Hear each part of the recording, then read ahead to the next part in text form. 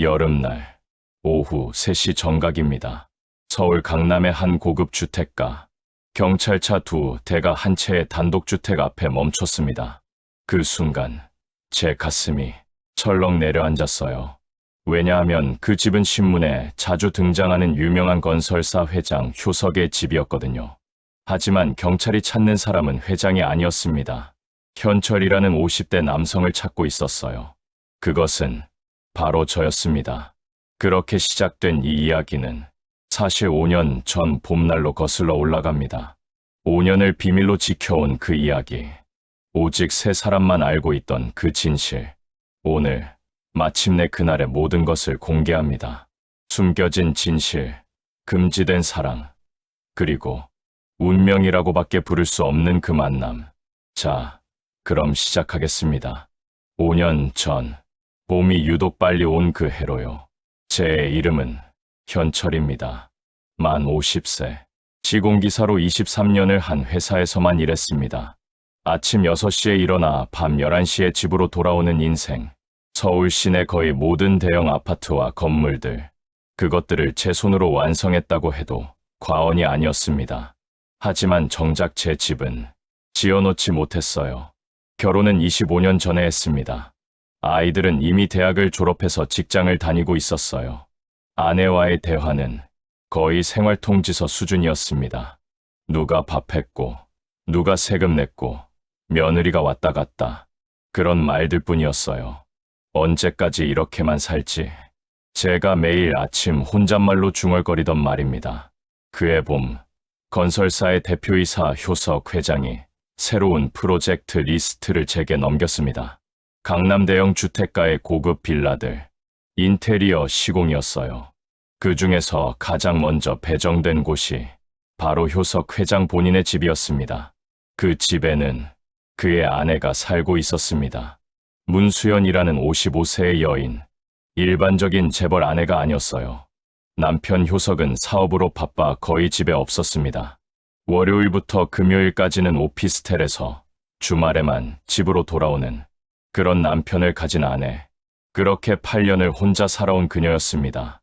운명의 날은 이렇게 조용히 찾아왔습니다. 2024년 4월 15일, 월요일, 아침 10시. 저는 효석 회장님의 집 앞에서 인테리어 차량에서 내렸습니다. 3층 단독주택, 마당에는 수령이 오래된 벚나무가 서 있었고, 주변은 4월의 봄바람에 살랑거리고 있었습니다. 그럼 여기가 회장님 댁이구나. 제가 혼잣말로 중얼거렸어요. 벨을 눌렀습니다. 그러자 문이 열렸습니다. 그 순간 제 눈에 들어온 그 여인, 정중한 목소리로 말했어요. 어서 오세요. 커튼 교체 왔어요? 제 대답은 평범했습니다. 네, 맞습니다. 저 현철입니다. 하지만 그것이 문제였어요. 그녀가 말했습니다. 계단 올라오시기 전에 커피 한잔 하시겠어요? 이른 아침에 저는 거절하려 했어요. 괜찮습니다. 일하다 보면. 긴 침묵. 그러자 그녀가 천천히 말했습니다. 아니에요. 5분만 가져가세요. 더 부드러운 톤으로. 저도 외로운데요. 거실에 앉았습니다. 따뜻한 아메리카노가 제 앞에 놓였어요. 그 여인은 제 옆에 앉아 있었습니다. 가까운 거리에, 너무 가까운 거리에 침묵이 흘렀습니다. 그녀가 물었습니다. 일은 오래 하셨어요? 23년을 한 회사에서 시공기사로요. 조용하게. 그렇군요. 정말 고생이 많으시겠어요.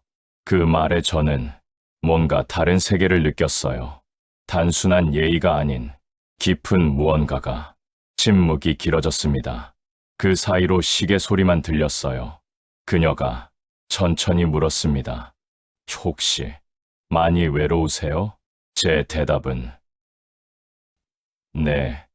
저는 대답할 수 없었습니다. 하지만 그녀가 다시 말했어요.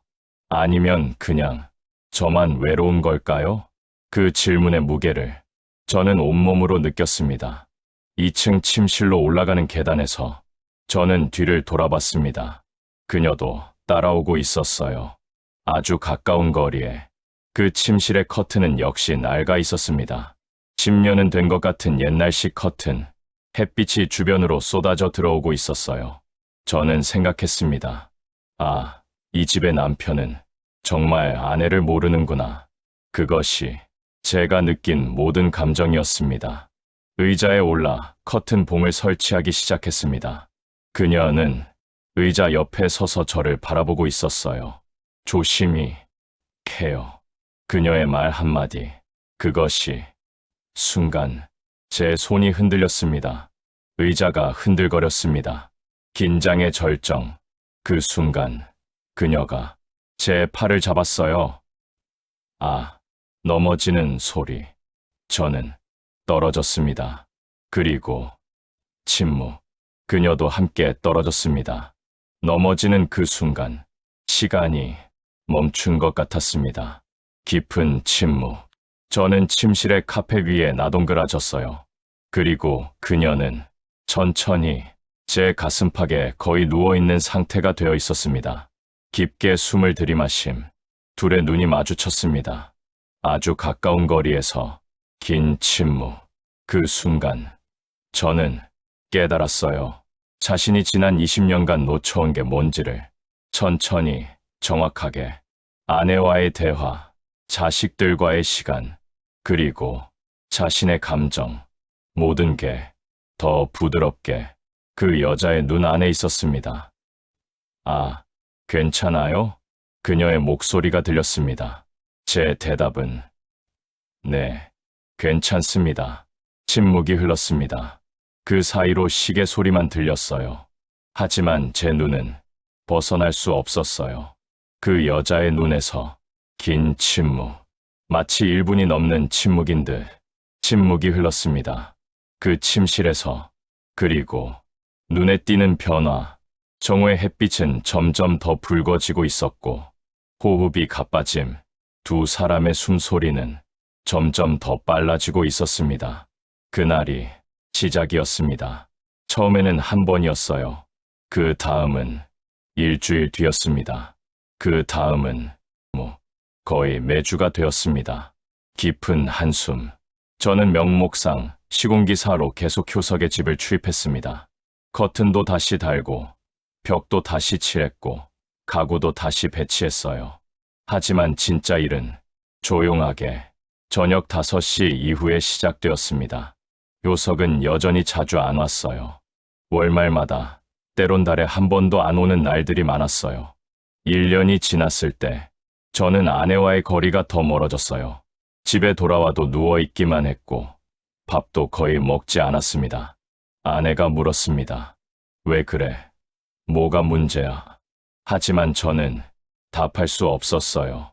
왜냐하면 천천히 고통스럽게 자신의 영혼은 이미 다른 곳에 있었으니까요. 또 다른 그 여인, 그녀의 눈, 그녀의 목소리, 그 모든 것이 저를 지배했습니다.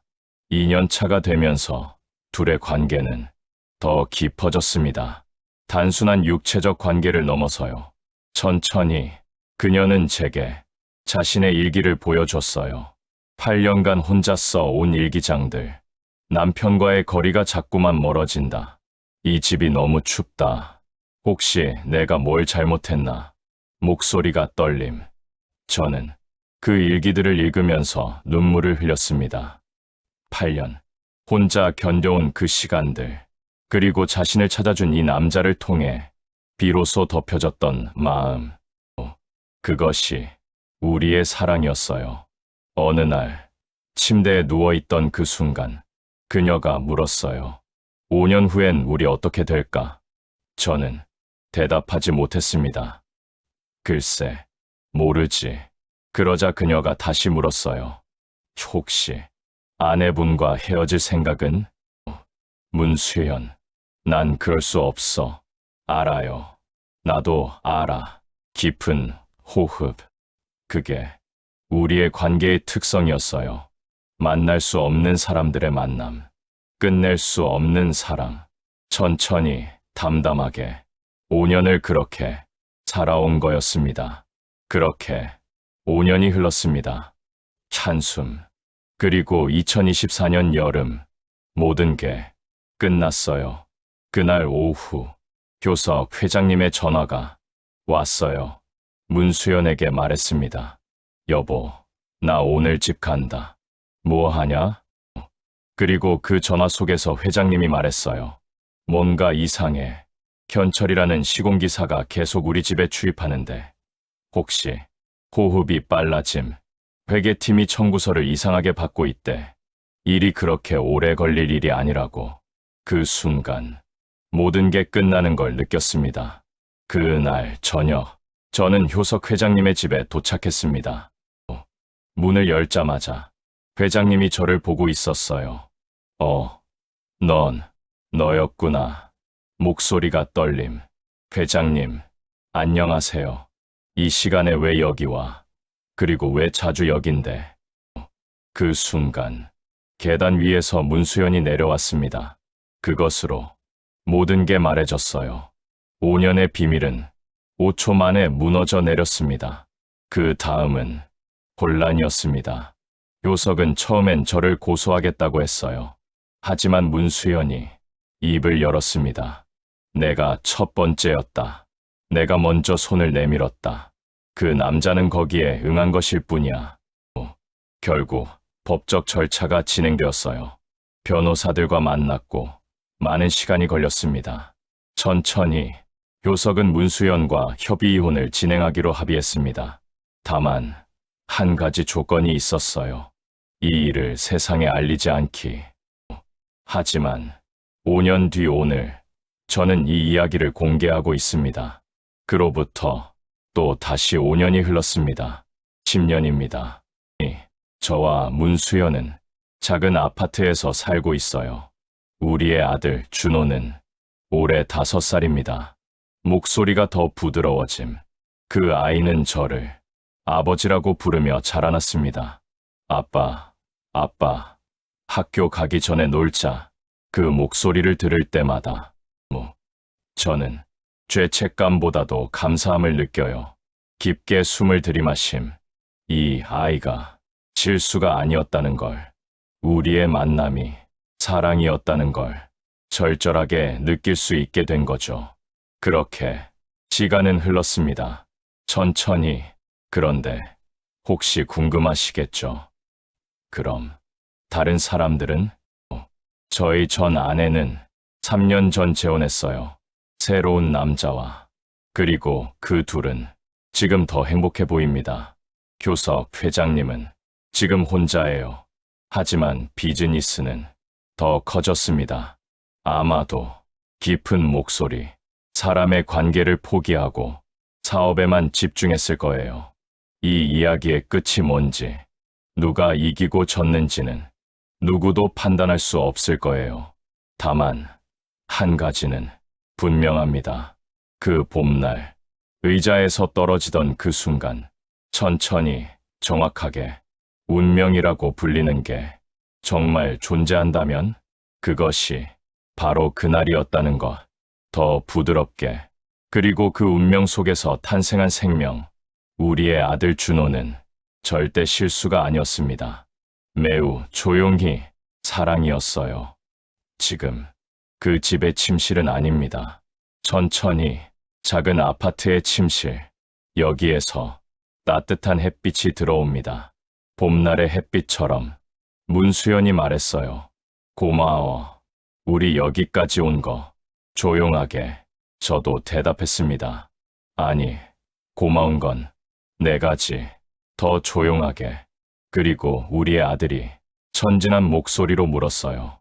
엄마, 아빠, 우리 행복해? 가장 부드러운 목소리. 그래, 우리 행복해. 5년의 비밀. 그리고 또 다시 5년. 10년이 지났지만 천천히, 정확하게 우리의 사랑은 여전히 봄날의 햇빛처럼 가장 부드럽게 따뜻했습니다. 이 이야기를 함께 해주셔서 감사합니다. 혹시 마음에 드셨다면 구독과 좋아요 부탁드립니다. 더 많은 이야기들을 계속 공개하겠습니다. 다음 이야기에서 또 만나요.